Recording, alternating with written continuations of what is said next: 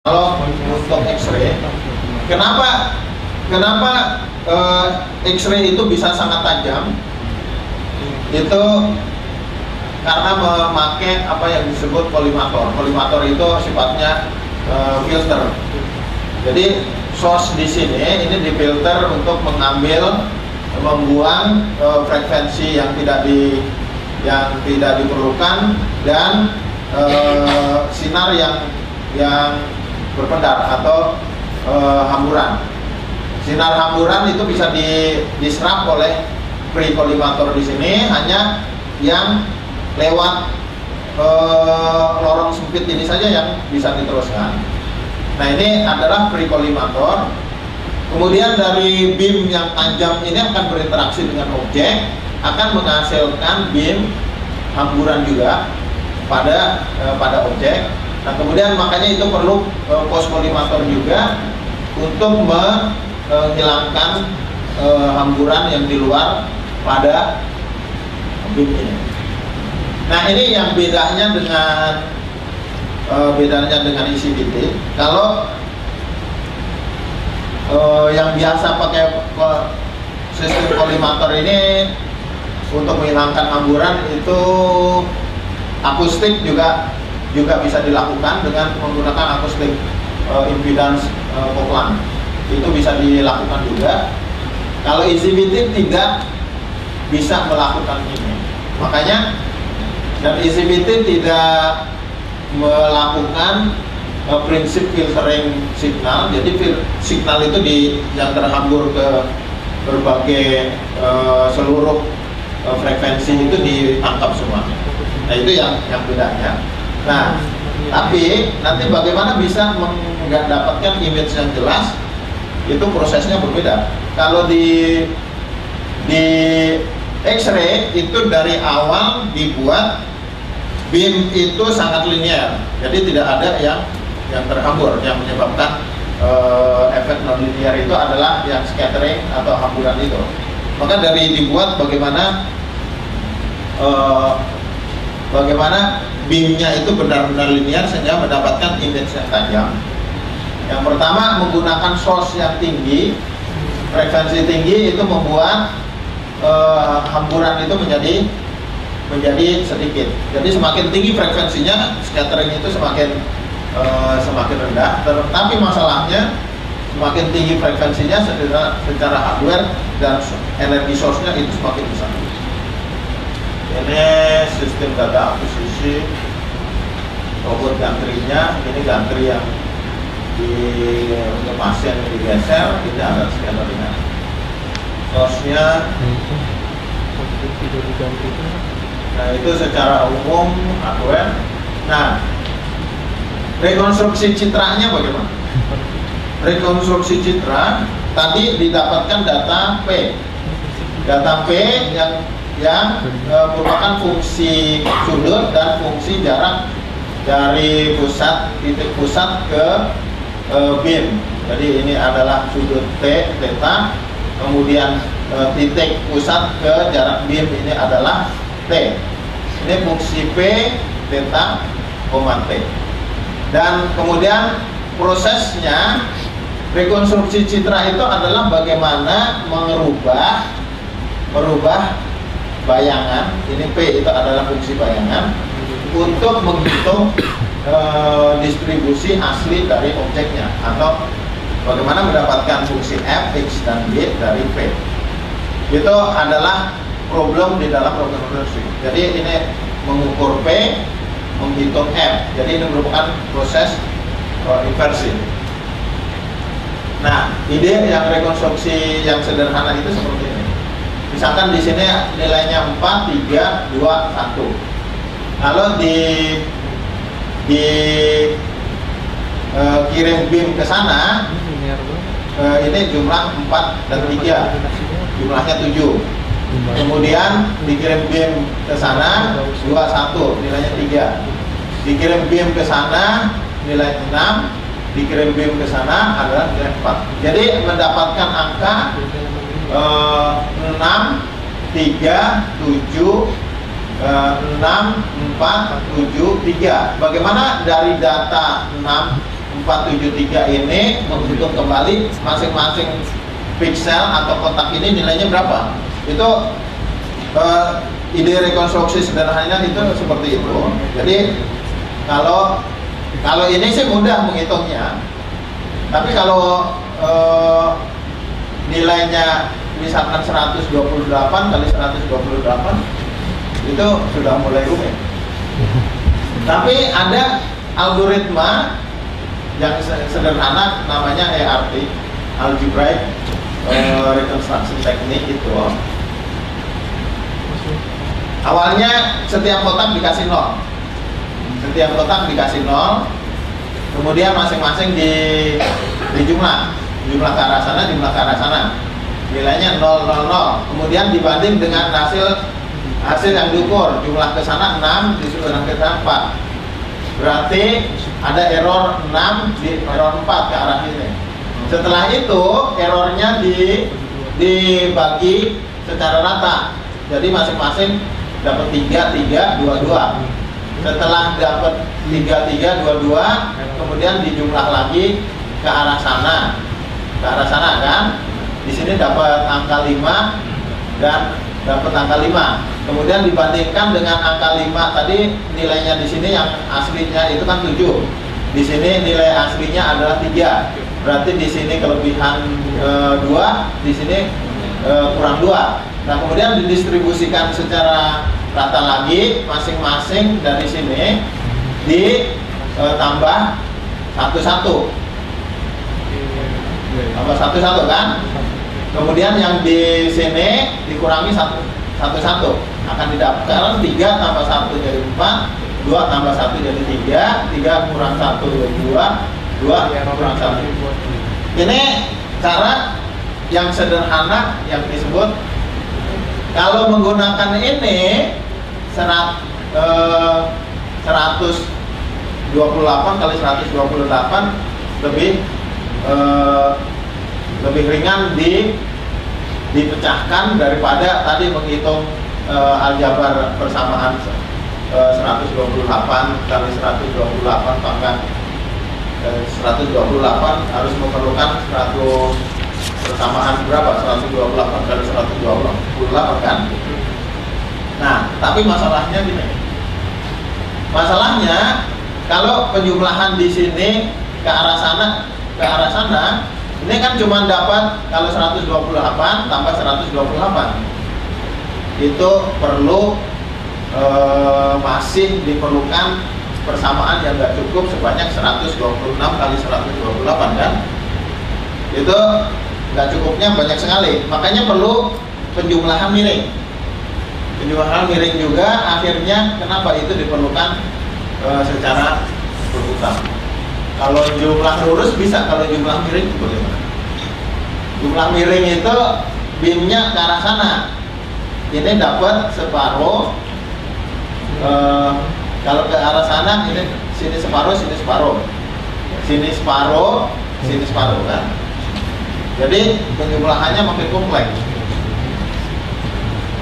Kalau itu sebelum errornya selesai, orangnya udah error dulu.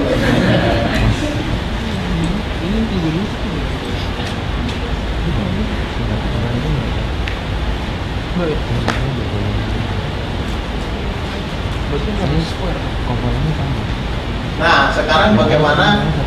Ada cara yang lebih mudah dengan Fourier transform. Fourier transform ini namanya image space. Kemudian kalau ditransformasi Fourier menjadi Fourier space. Image space, Fourier space, definisi Fourier transform itu 2 dimensi ada seperti ini. Fourier dari f(x,y) adalah merupakan integral dari minus tatrinya sampai tatrinya f(x,y) dikalikan pangkat minus j 2pi ux kali akan mendapatkan fungsi di dalam Fourier space. Nah, kemudian inversinya adalah kebalikan, kalau di sini minus, di sini fungsi. Nah, sekarang kalau bisa dilakukan seperti ini akan mudah untuk menginversi dari image space ke Fourier space. Nah sekarang kita lihat hasil proyeksi itu sebenarnya apa? Hasil proyeksi itu kalau ini kan satu kali proyeksi ya. Kalau hasil proyeksi itu sebenarnya adalah sama dengan hasil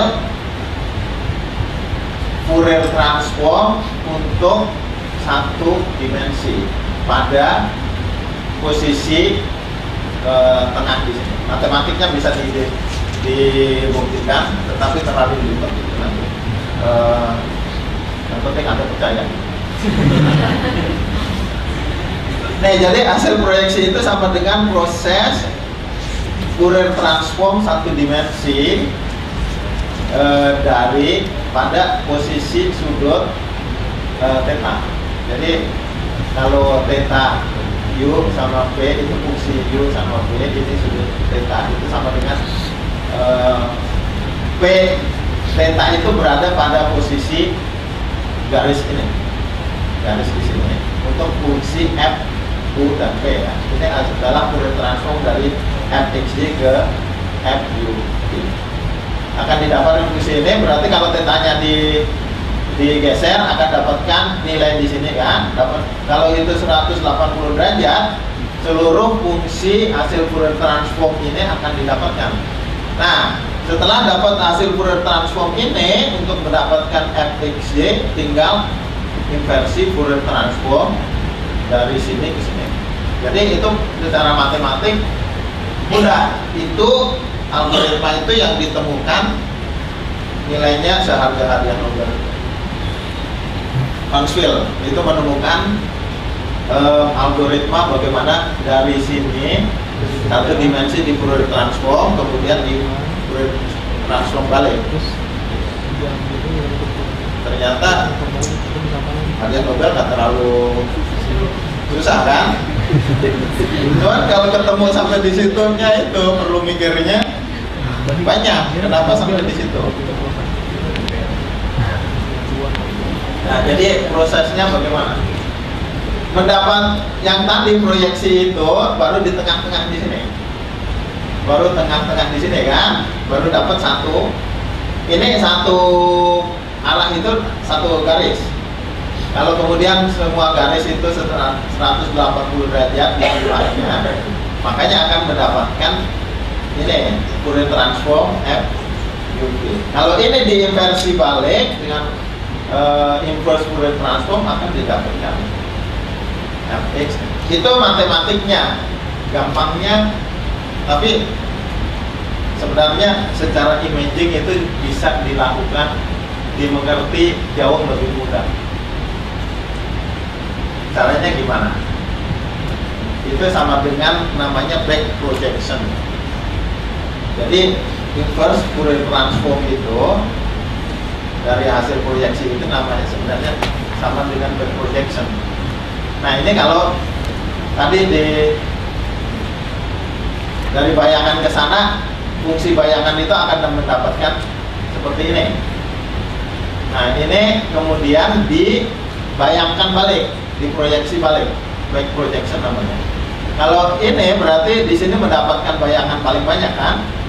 Jadi seperti tadi nilai berapa? 6473 itu tadi, masing-masing dibalikkan dengan secara adil, sama semuanya.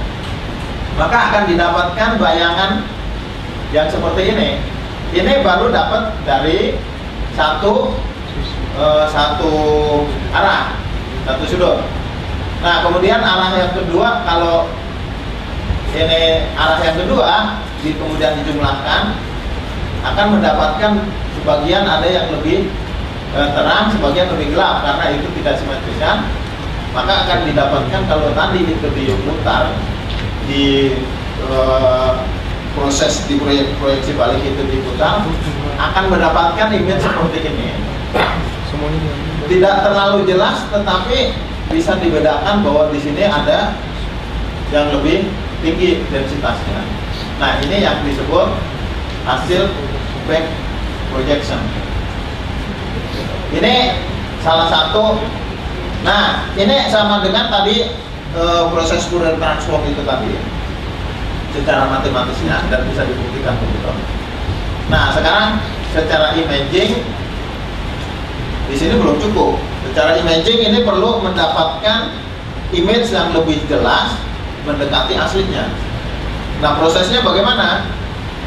Bisa dilakukan. Yang proses kedua berikutnya adalah filtering. Pertama, sinogram seperti ini difilter terlebih dahulu. Filter itu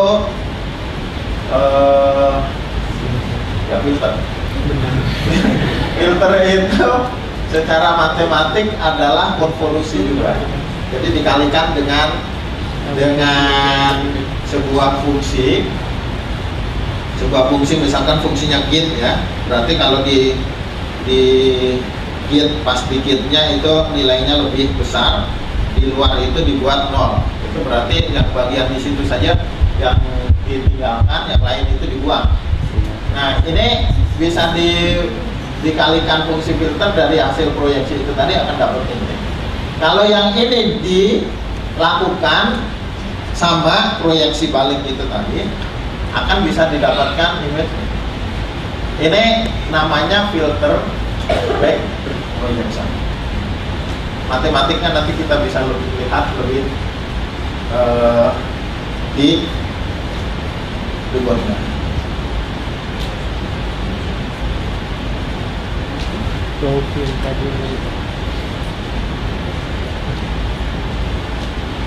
Image rekonstruksi. Yang berikutnya kita bahas tentang bagaimana secara matematis lebih dalam. Nah, kembali jelaskan itu tadi. Yang kita ukur P itu tadi sama di sini adalah Y. Y itu adalah hasil konvolusi dari medan energi dengan fungsi medan.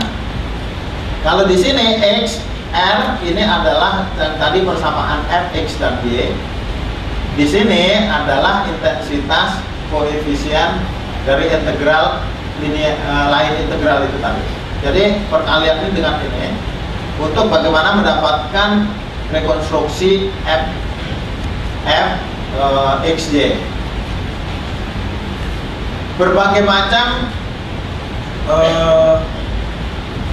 macam algoritma yang ada, yang tadi Fourier transform kan, kemudian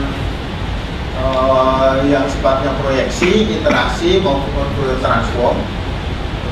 Proyeksi itu menggunakan back projection, kemudian ada filter back projection, ada back projection filtering, ada 3D reconstruction, kemudian ada generalized TTR, ada planar integral projection reconstruction. Ini yang tergantung beam yang dipakai masing-masing itu beda. Yang umum CT scan itu adalah filter back projection. Itu menggunakan parallel beam atau pan beam. Algebraic reconstruction technique itu biasa dipakai untuk development.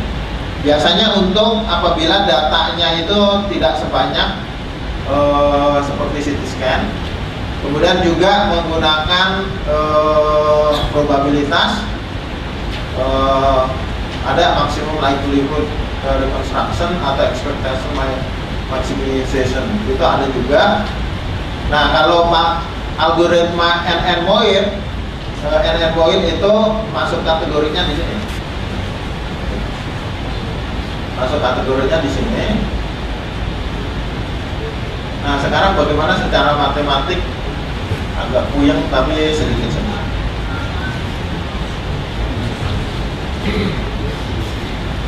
Ini P itu merupakan ya didapatkan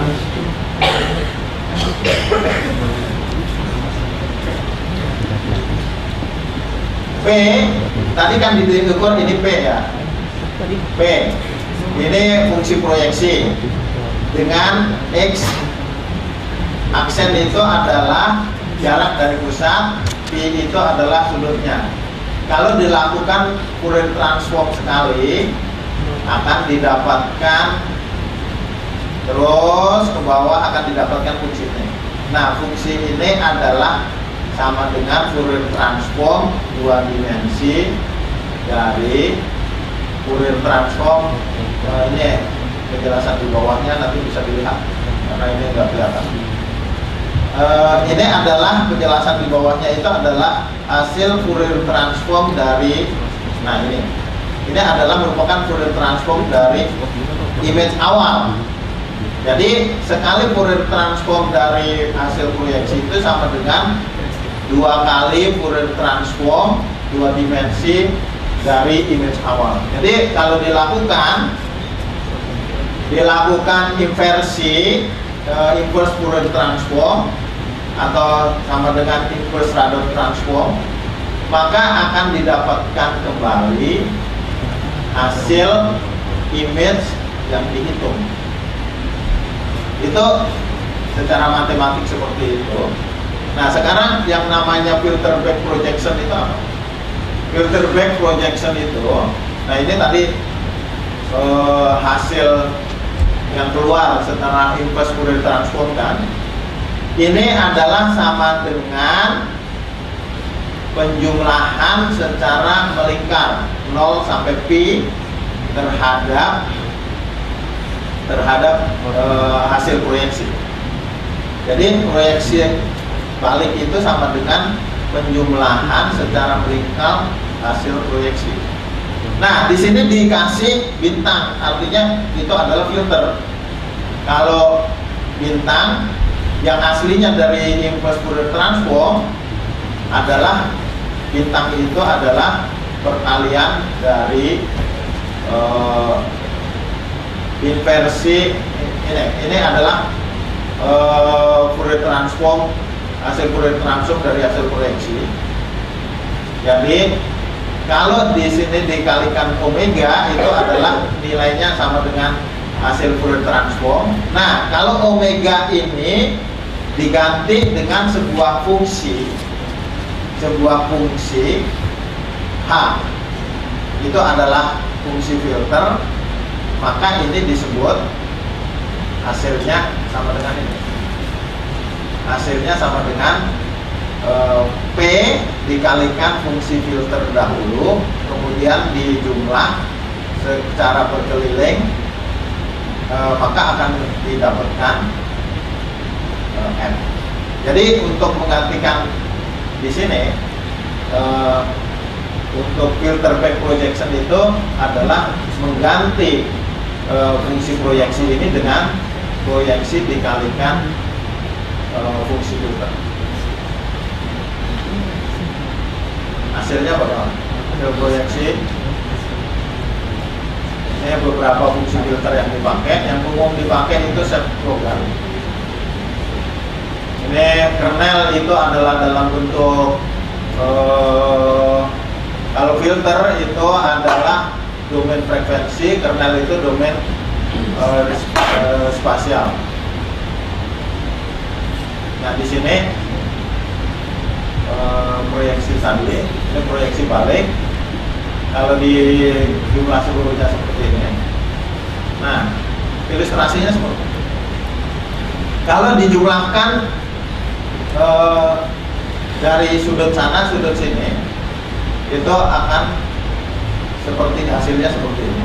Tapi kalau semakin banyak sudut yang dijumlahkan, akan mendekati yang nyata. Ini phantom set program.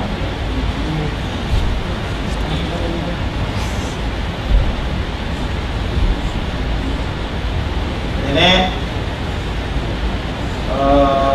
algoritma secara contoh.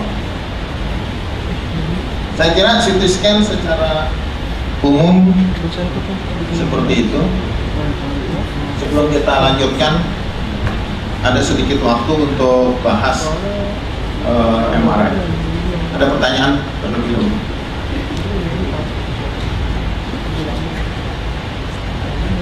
Gak ada? Nanti bisa dipelajari, kayaknya udah pusing dengan itu.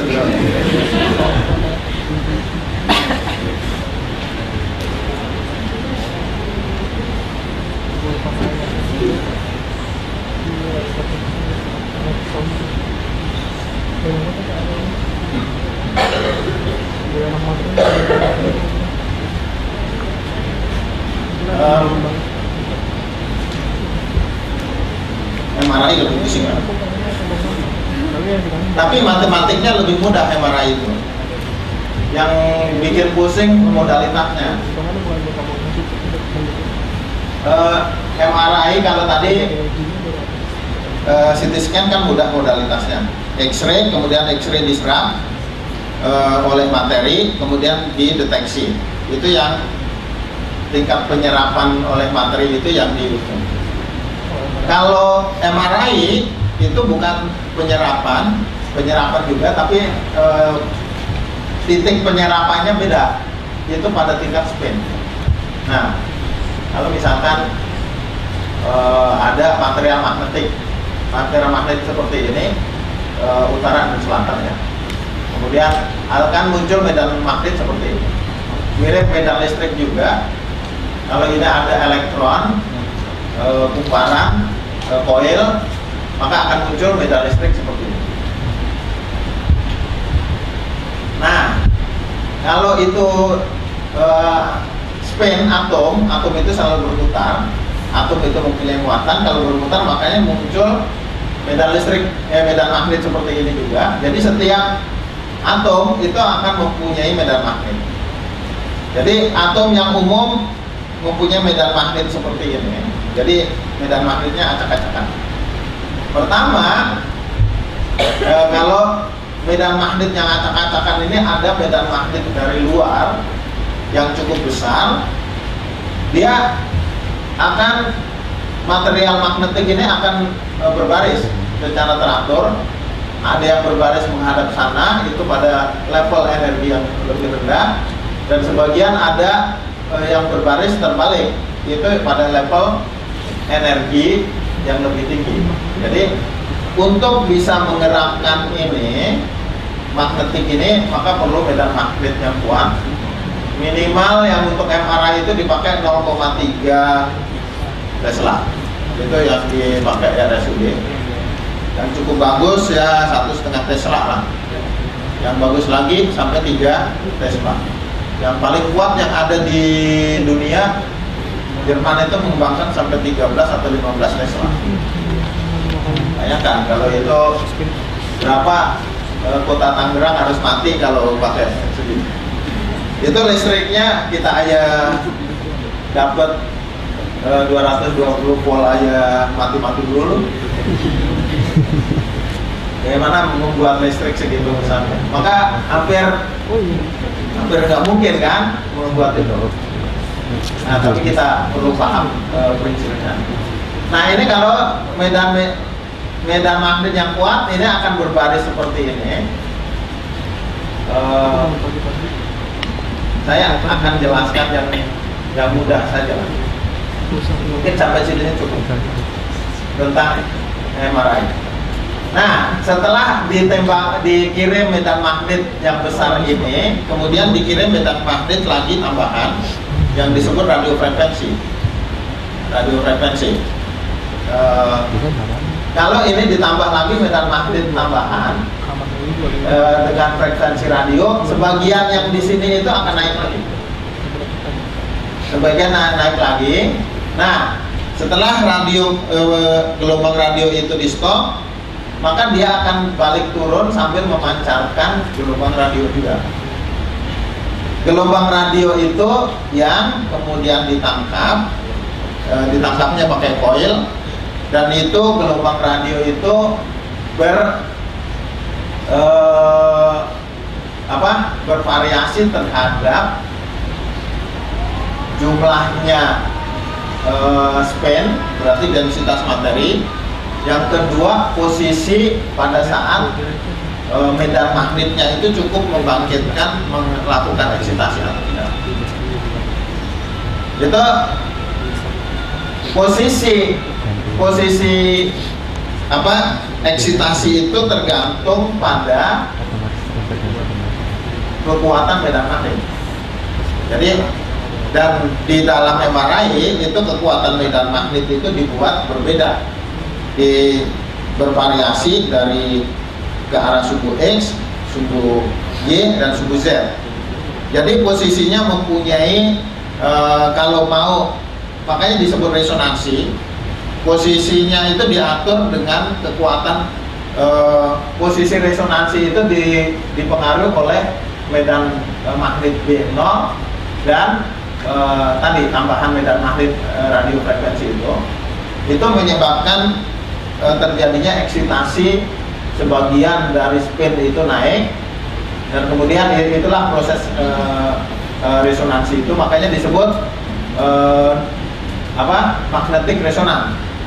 Nah, setelah terjadi eksitasi, radio frekuensinya di stop, dia akan turun lagi, itu memancarkan gelombang radio, itu yang merupakan efek dari resonansi yang kemudian ditangkap. Nah, posisi terjadinya resonansi itu tergantung B0. Makanya untuk mendapatkan B0 itu berkaitan dengan fungsi frekuensi.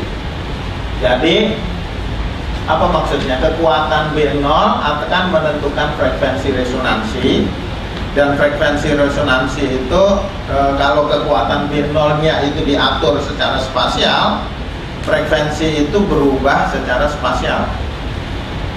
Jadi dengan perubahan frekuensi secara spasial, maka akan didapatkan variasi spasial dengan hanya merubah frekuensi.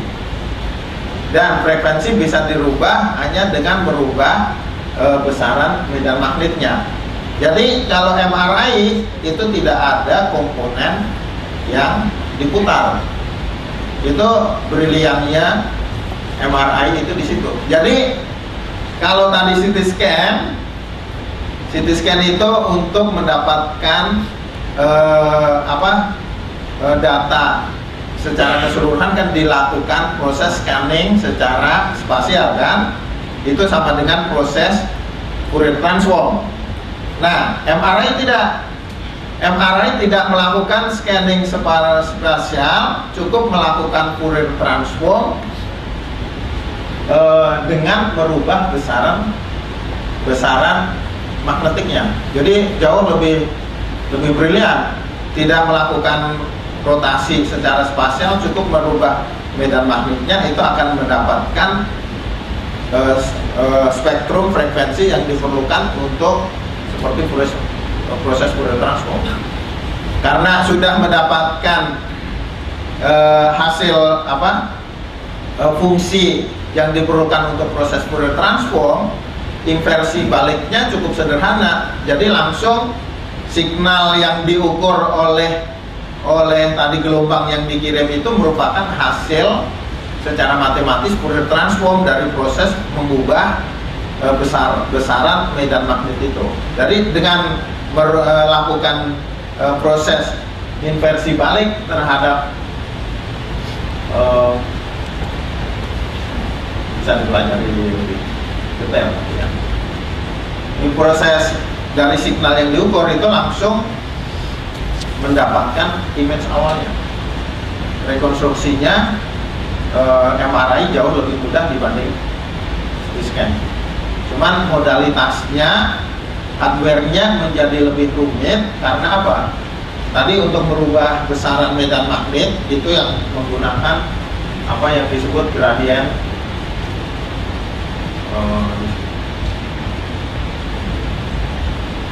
Nah, jadi untuk mendapatkan medan magnet yang bervariasi secara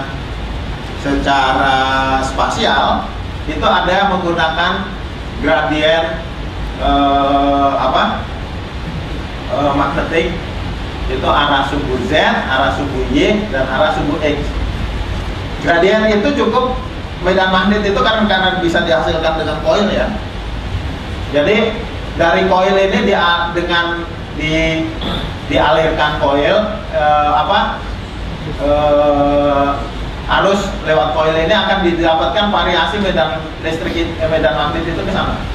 Nah, dengan coil yang seperti ini, variasi medan listrik secara vertikal sumbu Y, dan variasi coil dengan seperti ini akan didapatkan variasi medan magnet ke arah sumbu Z.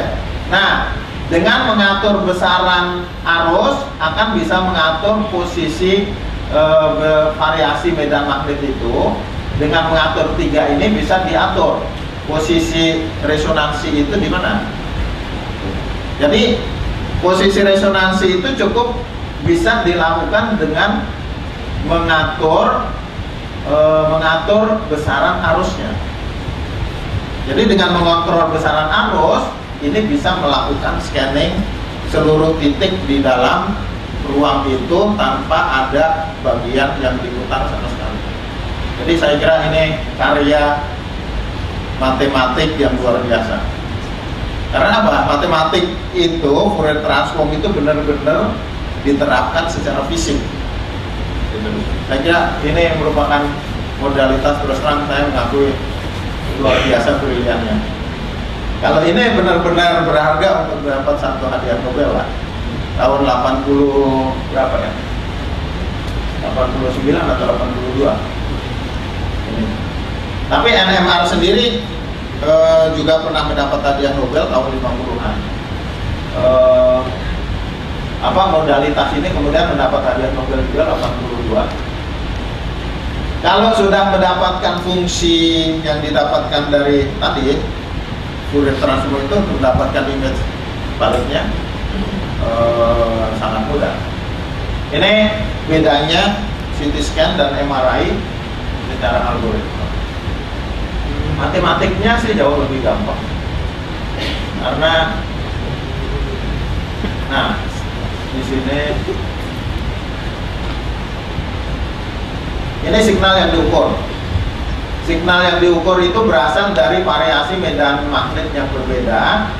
Maka ini sendiri ini adalah hasil dari Fourier transform dari distribusi densitas material. Makanya ini merupakan fungsi hasil Fourier transform kan. Dan kalau ini di Fourier inverse Fourier transform, maka akan langsung mendapatkan densitas awalnya. Secara matematik jauh lebih mudah dari sinisnya. Itu mungkin secara umum tentang algoritma rekonstruksi untuk CT scan dan MRI. Ada satu dua pertanyaan? Ya.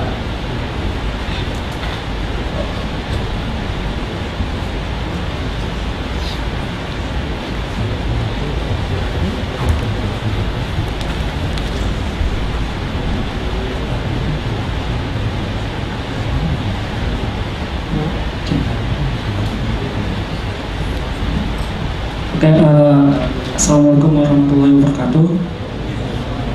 Perkenalkan Pak, saya Ramli Nur Rahmadi dari Lembaga Riset of Metallurgy FTM Tirta.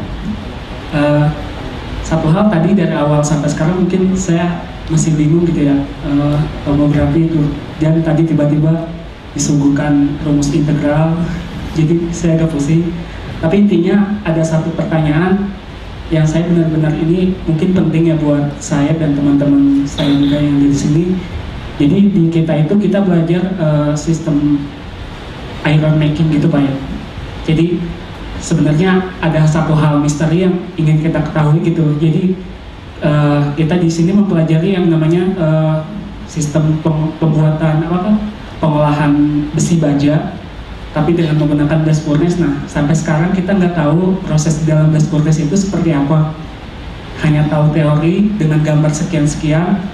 Jadi mungkin sekarang itu kita tahunya di blast furnace itu kita tahu skematiknya itu adalah dengan pengaturan komposisi. Jadi kan ada pengaturan pellet, besi bajanya. Jadi yang saya ingin tanyakan sebenarnya hal dasar instrumentasi gitu apabila diterapkan tomografi ini di blast furnace tadi Pak.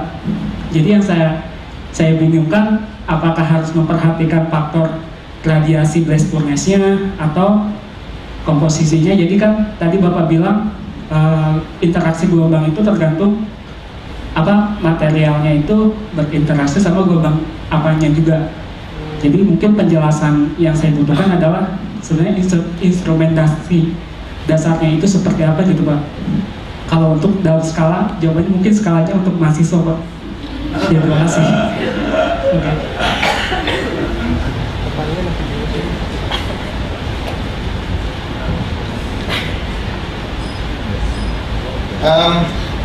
Ada image yang sebelumnya. Sebenarnya objeknya apa saja itu nggak masalah, baik itu turbin atau gas furnace. Cuman permasalahannya ada gelombang nggak yang bisa mampu menembus ke dalam, dan kemudian gelombang yang sudah menembus ke dalam itu mampu dideteksi lagi. Itu yang harus dilakukan pertama. Kalau gas furnace apa yang mungkin dilakukan? Kalau itu menggunakan X-ray, saya kira tidak visible. Itu pertama, seberapa besar itu sumber X-ray-nya itu dilakukan, dan itu kalaupun itu bisa dilakukan, nggak ada orang yang mau melakukan, kan sudah kabur duluan kan, takut. Magnetik saya kira nggak mungkin juga. Itu kalau yang sebesar orang saya itu memerlukan 3 Tesla. 3 Tesla itu kekuatannya sama dengan 30 kali magnet bumi. 30 kali magnet bumi kan, itu 3 Tesla. Kalau untuk sebesar furnace, seberapa besar harusnya? Berarti itu nggak mungkin dilakukan. Tapi mungkin juga furnace bisa ditembus kalau yang kecil itu dengan magnet, gelombang magnet yang frekuensinya lebih kecil, tetapi masih bisa menembus juga. Intensitasnya juga lebih kecil, lebih rendah. Kalau ada gelombang magnetik yang intensitasnya lebih rendah seperti itu, mungkin bisa dibuat hardware-nya itu lebih kecil. Jadi kalau membuat 3 Tesla untuk furnace, saya kira harus bikin reaktor nuklir. Itu nggak mungkin risetnya kan, dengan khusus itu saja perlu reaktor nuklir kan nggak mungkin. Tetapi kalau itu menggunakan medan magnet yang jauh lebih rendah, misalkan pakai permanen magnet bisa menghasilkan medan magnet juga, tetapi dia intensitasnya medan magnetnya rendah. Kalau medan magnet itu rendah, maka akan muncul yang disebut sifat nonlinear dari elektromagnetik. Jadi medan itu tidak rapi seperti tadi, perubahannya itu cukup tajam, tetapi sifatnya seperti hamburan begitu. Jadi medan magnetnya menghambur, masih bisa menembus, tapi itu menghambur. Kalau itu menghambur, ada problem lain lagi, problem nonlinearitas di dalam matematik. Nah, itu tidak cukup digunakan algoritma yang tadi dibahas, bisa dipakai algoritma yang tadi jenisnya seperti maksimisasi atau optimisasi. Itu mungkin dilakukan, itu basisnya agak probabilitas. Jadi bisa ditembus dengan medan magnet yang lebih rendah, tetapi algoritma matematiknya jadi nonlinear. Bisa dilakukan kalau dengan menggunakan algoritma yang berbeda, tidak pakai algoritma yang tadi dibahas, karena itu sifatnya algoritma linear, baik untuk CT scan maupun MRI.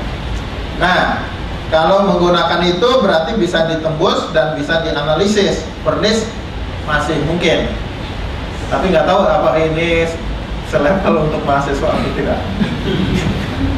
Tapi itu mungkin. Kalau dulu kan saya melewati mahasiswa juga. Kan nggak mungkin ujuk-ujuk tiba di situ kan. Jadi level apa saja itu bisa dilewati dengan level mahasiswa. Saya kira nggak masalah itu juga. Mungkin kalau pakai itu, tapi saya kira problemnya nggak akan setajam hasil yang seperti CT scan atau MRI. Nah, itu nanti yang kita akan bahas di dalam algoritma untuk ICPT itu bagaimana pendekatannya akan berbeda. Tetapi image yang dihasilkan jadi agak blur. Kalau blur ya seperti kualitas image tadi ICPT itu tadi. Tapi untuk furnace mungkin cukup bisa dimanfaatkan juga lah. Kira-kira seperti itu.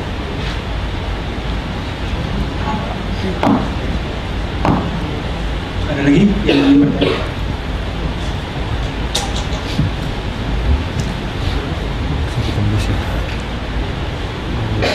Assalamualaikum warahmatullahi wabarakatuh.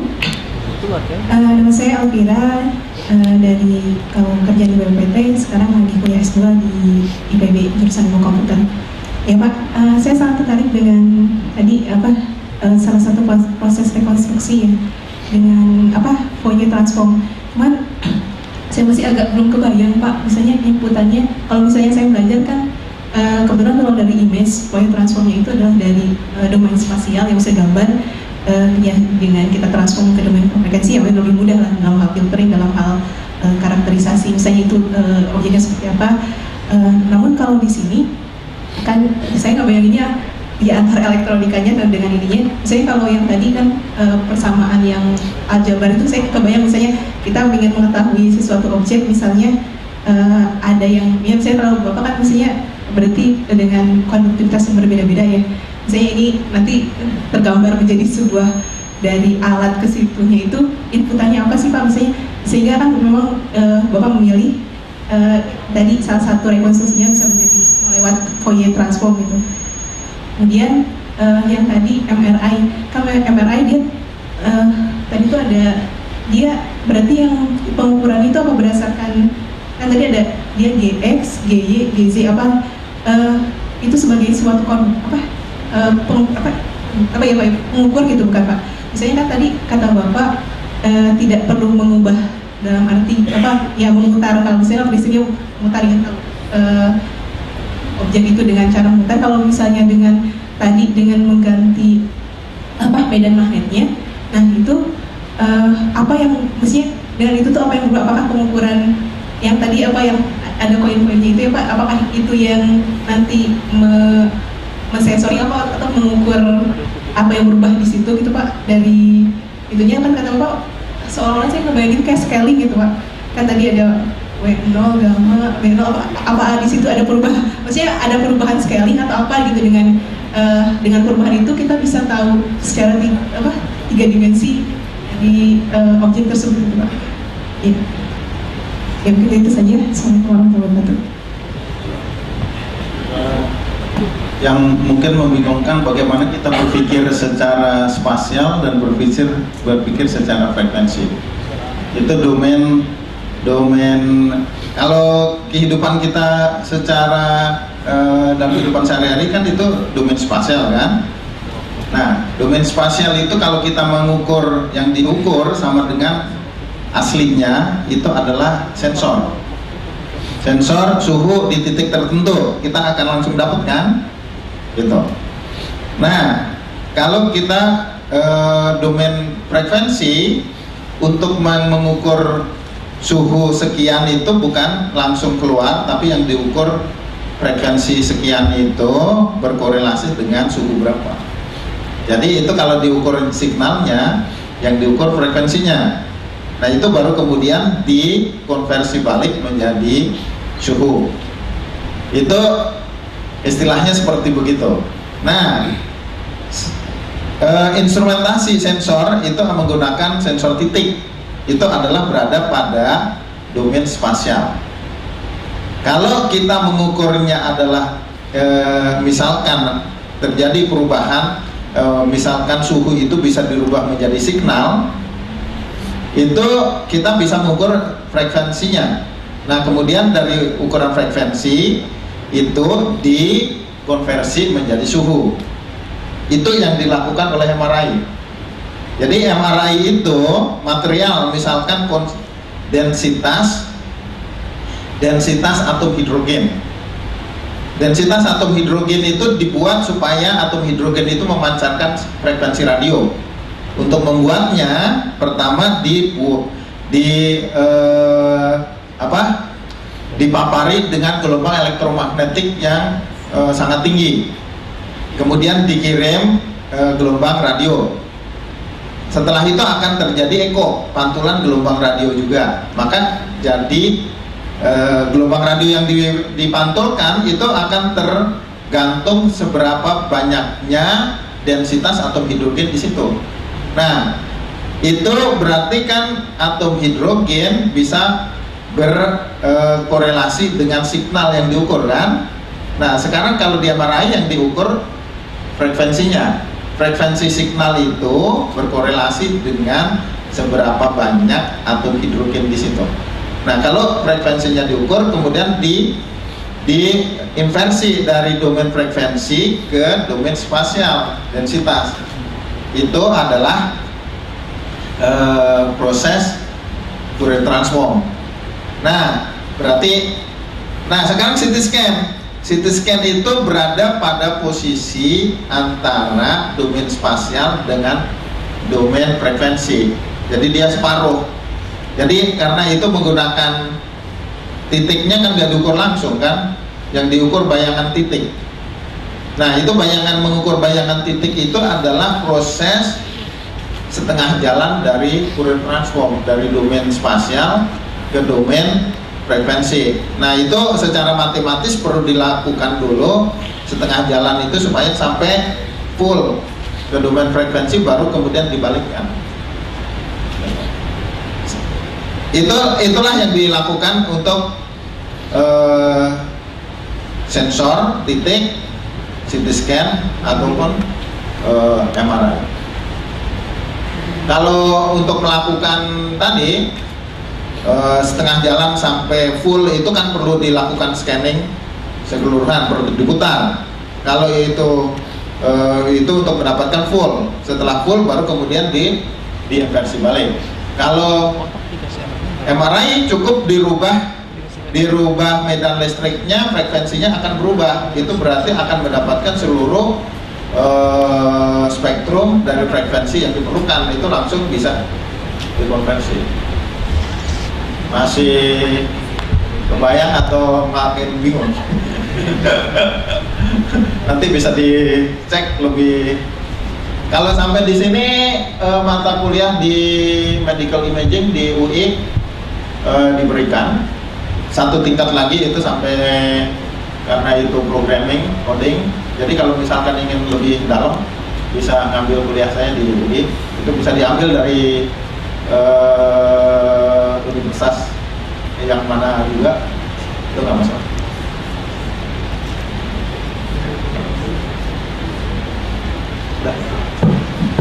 Baik, terima kasih kepada Dr. Warsito atas materi sesi kedua tentang tomography image reconstruction plus MRI.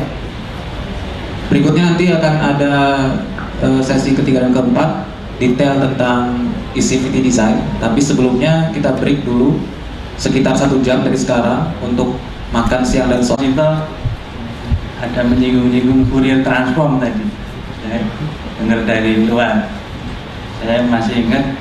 Nah, saya malah waktu itu tidak suka dengan Fourier transform karena rumit hitungannya. Rumit apa rumus-rumusnya. Saya sukanya bagaimana kalau tidak menggunakan Fourier transform gitu. Jadi kalau ada signal, kalau Fourier series itu dibagi-bagi gitu ya.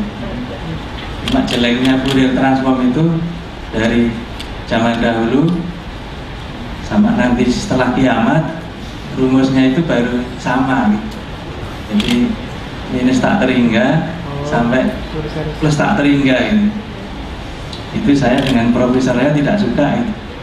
Itu rumusnya terlalu istilahnya terlalu umum atau terlalu lama. Jadi, kalau kita perhatikan Fourier transform. Nah, bagaimana tidak pakai Fourier transform, namanya natural observasi. Nah, natural observasi itu sekarang dari waktu sekarang ini terus maju dikit gitu aja, sebuah signal bisa direpresentasikan, bisa direkonstruksi gitu. Minimal dua signal, jadi bisa dipecah gitu signal. Jadi itu waktu saya S2 mengganti signal processing menggunakan Fourier transform. Ya ada wavelet, ada macam-macam gitu. Itu ada waktu S2. Kemudian karena tidak konsisten, saya pindah ke universitas lagi. Saya ke S3-nya di Chiba University tahun 97, belajar fisika teknik. Pada saat itu wawancara gitu, ke S3. Nah, orang-orang dengan slide yang bagus-bagus, saya hanya perkenalan gitu. Jadi ditanya bisa laser enggak? Saya jawab tidak bisa. Nah, kok mau sekolah ke sini? Ya nggak apa-apa, nanti saya belajar gitu. Nah, jadi pendapat saya itu yang asal kita ada kemauan, kita mau belajar, sebenarnya bisa gitu. Toh belajar teknik fisika yang S2 kan cuma 2 tahun, dan waktu saya hidup masih panjang gitu. Jadi nanti saya pelajari sekarang memang nggak bisa, nanti bisa gitu. Di antara 4 profesor, 1 profesor yang mau menerima gagasan saya gitu. Yang 3 tidak lolos, yang 1 lolos. Ya udah lulus gitu. Jadi S3 itu yang uji 4 orang, asal yang 1 lulus beres. Ya sebenarnya sebelum ujian sudah tahu kalau lolos, karena saya sudah ketemu beliau di kafe gitu. Jadi kenapa saya jadi pede, makanya saya nggak pakai slide waktu itu. Jadi saya hanya ternyata profesor itu suka, pengen mahasiswanya itu orang Indonesia ternyata. Terus saya pengen, kata beliau, saya pengen mahasiswa dari Indonesia, saya ngaji. Yang nggak pinter nggak apa-apa, saya akhirnya tapi yang rajin, saya bisa rajin, biasanya enggak gitu. Akhirnya lolos gitu. Maaf ini nggak ilmiah tapi daripada ngantuk. Jadi gitu. Jadi memang saya pengen hardware gitu istilahnya gitu ya. Dan mesin ya macam-macam juga. Tapi pada intinya pada saat itu mekatronika, sehingga ada masih belajar ya elektroniknya ada, mesinnya juga dapat, terus kena olinya juga dapat juga gitu. Akhirnya saya pengen belajar tadi yang agak bersih-bersih dikit ke informatika. Begitu informatika agak bingung, dikasih meja udah gitu, kasih komputer terus suruh mikir gitu. Lah kok nggak pakai alat-alat ini? Ya signal processing itu ya harus mikir gitu. Jadi kata profesor saya itu, kamu kan dari negara tidak maju, kalau bisa kamu itu meneliti ya nggak pakai modal. Iya ya, jadi artinya memang signal processing kan nggak pakai modal sebenarnya, asal otaknya jalan. Ya, jadi kalau profesor yang S2 itu, kalau yang S1 sangat terkenal, dia lulusan MIT, terus bidang humanoid robot di Waseda itu.